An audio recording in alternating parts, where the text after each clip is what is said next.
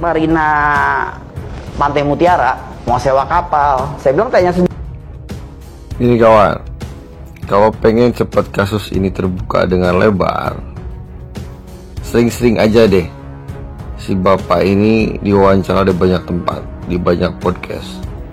Karena nih bapak nih kalau kita sadari sering kepleset lidah, clue-cluenya mulai terbuka dengan sendirinya. Sering-sering deh diwawancara, sering-sering diwawancara di podcast ataupun di TV. Itu sering-sering diwawancara deh, karena sudah banyak nama disebut oleh bibir dia sendiri.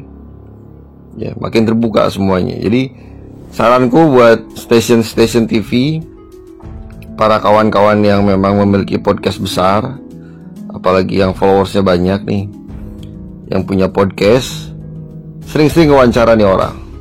Ya, saranku sering-sering diwawancara, karena makin hari makin banyak hal terbuka, akhirnya clue-cluenya makin terbuka dengan sendirinya, karena makin banyak orang yang dia sebut. Jadi saranku tadi, sering-sering saya di podcast ataupun diwawancara ini orang. Ya. Dari Jessica Mirna kan dijelasin ya kalau 99% itu pada saat itu percaya bahwa Jessica adalah pembunuhnya. Berarti ada 1% yang nggak percaya bahwa Jessica pembunuhnya kan. Gua dan bokap gua adalah 1% itu. Karena kita dari awal tuh, kalau gue ya, setelah gue nonton Ice Cold Murder itu, kita dari awal udah tahu kalau bukan dia cuy. Coba lu bayangin aja kasus kematian gak wajar, gak ada otopsi, cuma pengambilan sampel, tapi bisa tahu mati karena cyanida. Itu sebenarnya udah selesai gitu. Kalau dari kacamata gue ya, ngelihat itu aja udah selesai gitu loh. Gimana caranya lo bisa tahu seorang meninggal karena cyanida, tapi gak ada sama sekali di otopsi.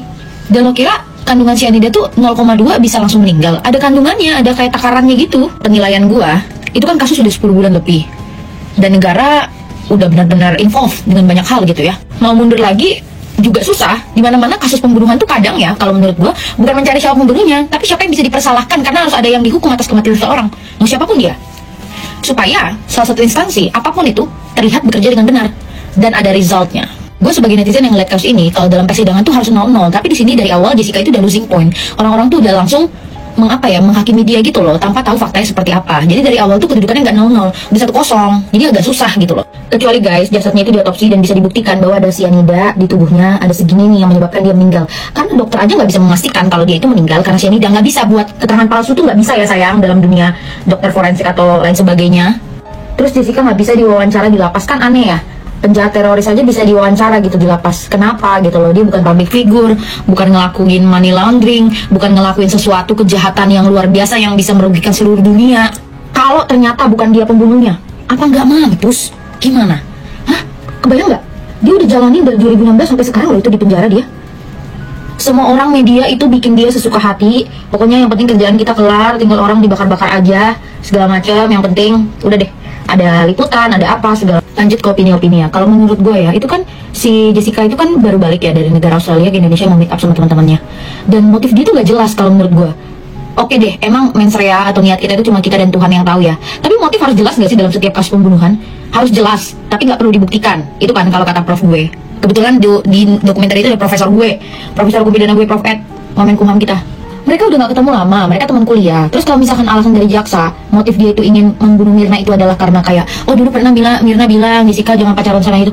Aduh, itu tuh doesn't make sense ya at all. Terus pakai kasus-kasus Jessica yang dulu dia pernah nabrak sesuatu waktu di Australia, lalalah. Itu tuh nggak nyambung menurut gua. Kalau dari kacamata gue ya.